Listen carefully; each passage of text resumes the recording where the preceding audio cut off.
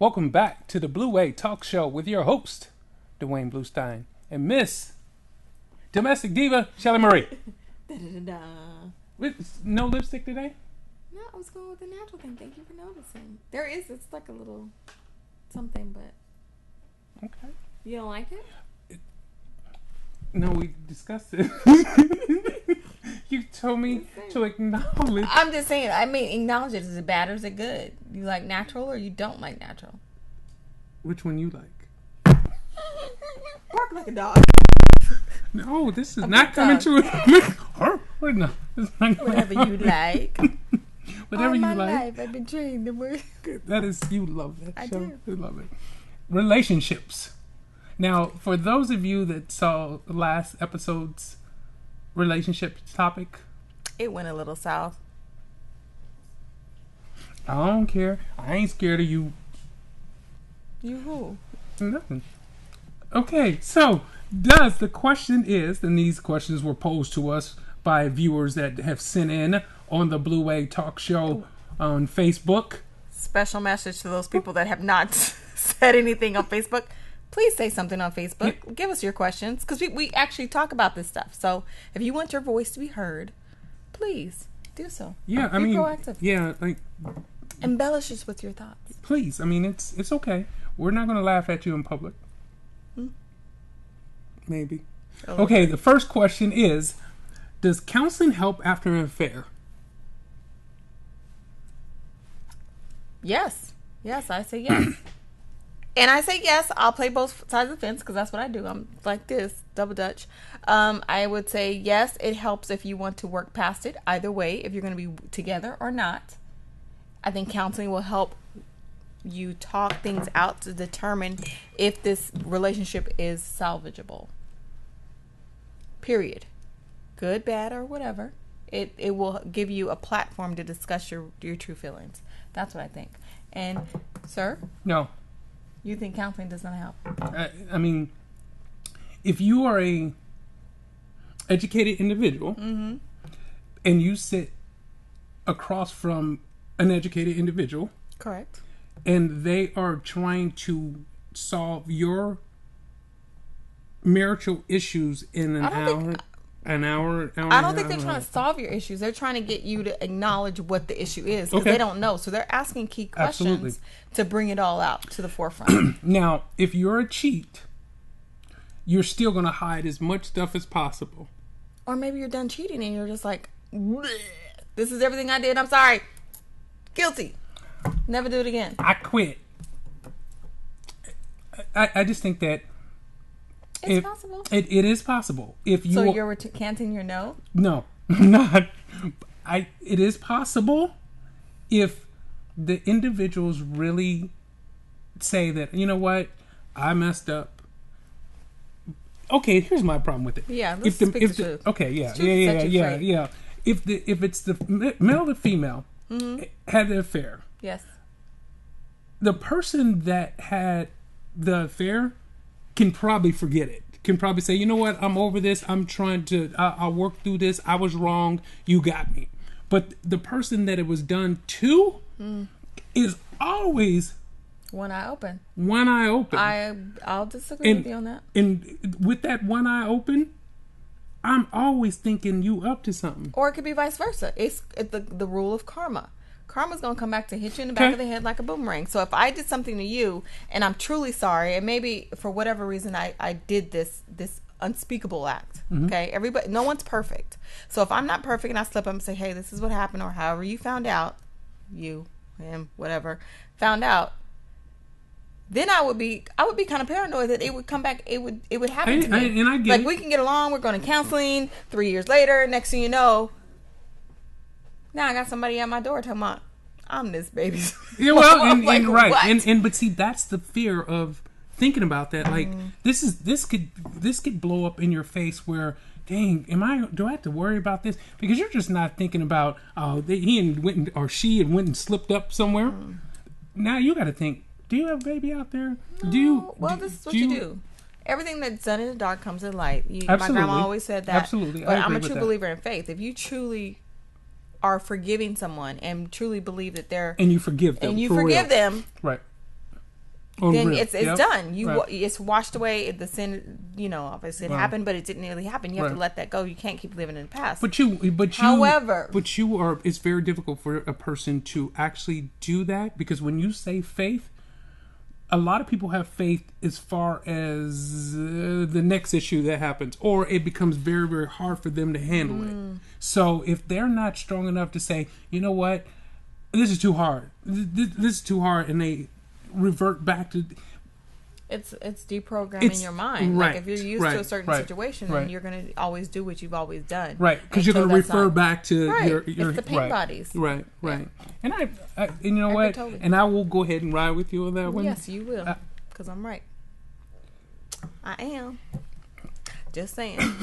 I will go ahead and kind of say, but I do think it's very difficult. I think it's a hard road. I mean, it's not an overnight fix. No, definitely nothing is ever an overnight fix. So is it better to marry for love or financial stability?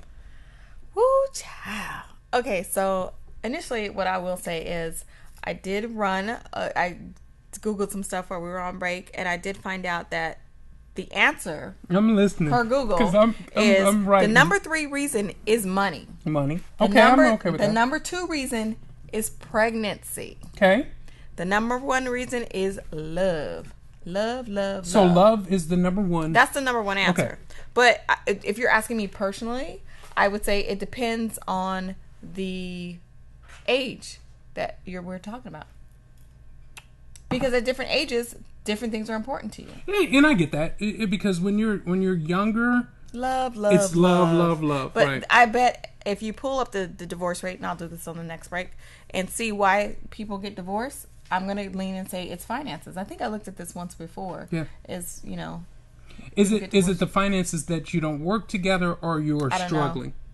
I think it's both. Because if you're not working together, then you damn sure going to be struggling. Right. And I agree with that. But to marry for love or finances, yeah. What?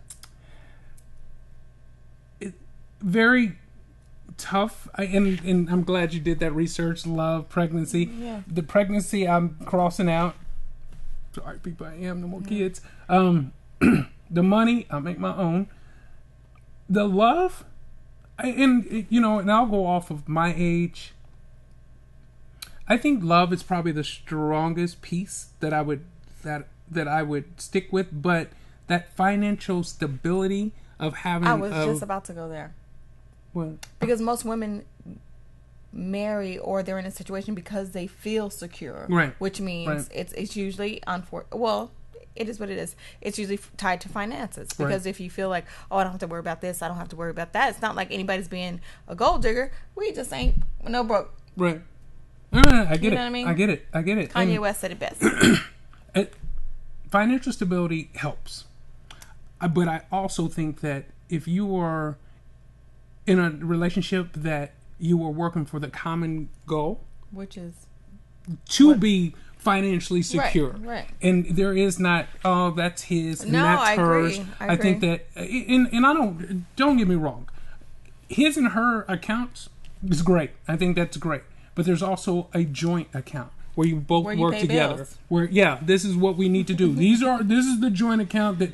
But I don't want it to go where, as we'll go into the next one, I don't want it to be a joint account where, all right, all the bills is paid. I got my money, you got your money. You go and do what you do, and I go do what I do. That's because at that point, doesn't it make you a roommate? It depends on who's asking the question. I mean, if you're in a marriage, then there's other things behind that besides just money and paying bills. There's other things. But I think for me, I think that people lose themselves when you're married. You think we've been also this American dream of 2.3 kids and the house and the husband, and we're one now. We're one.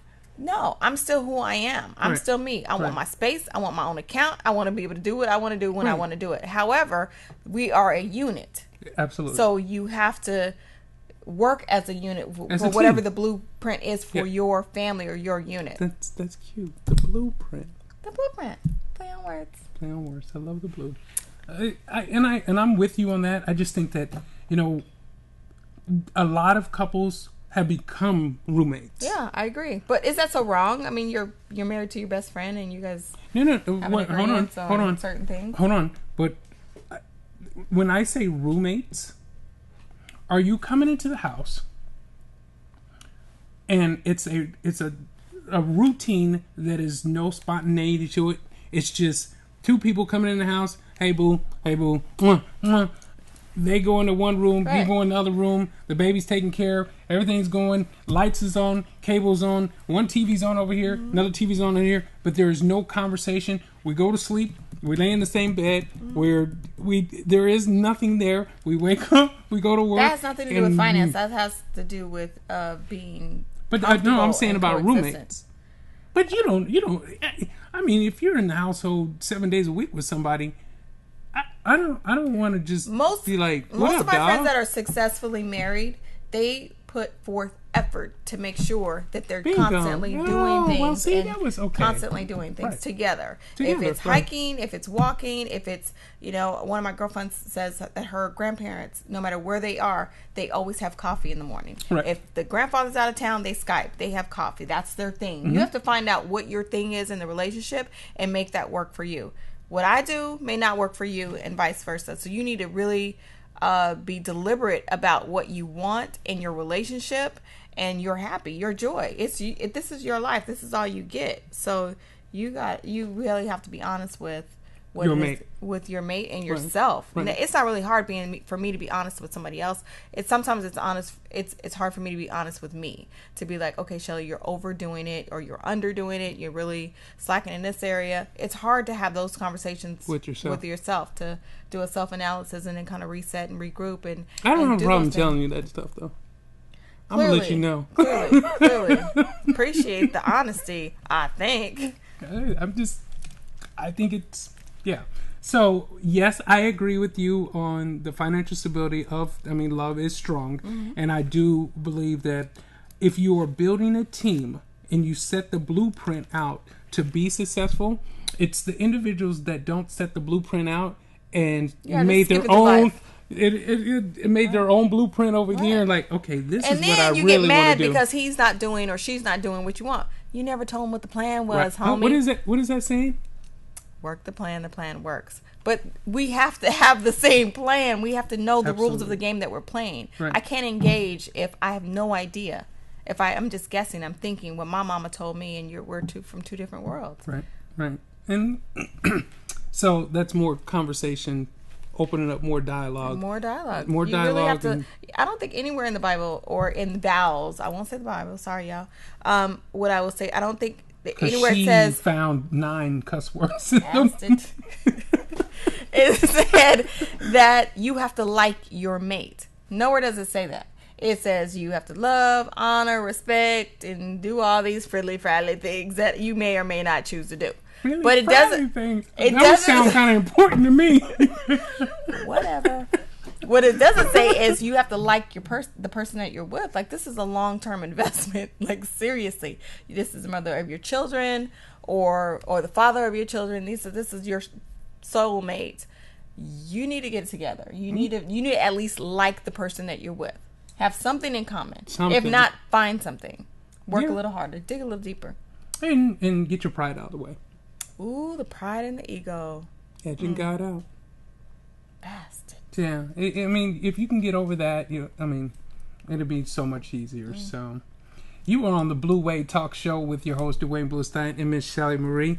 Coming up next, on the next segment, we are going to talk about sports and entertainment, because I need to go back and talk about things that are going on in our sports and entertainment. We won't be talking about PEDs. I ain't going to be talking about, what do you call them, tink? That was funny. That was, Riley, you got a lot of airtime from Miss Shelley Marie, because you was tink. Sorry, and if I need to post it, because it was probably one of the best those stories from Cat Williams, and I was crying when she sent it to me. So on the next segment, we will be talking about sports and entertainment, and we will follow it up with society. So once again, you are on the Blue Wave Talk Show with your host, Duane Bluestein, and the Miss No Lipstick, Natural, got it going on, Shelley Marie.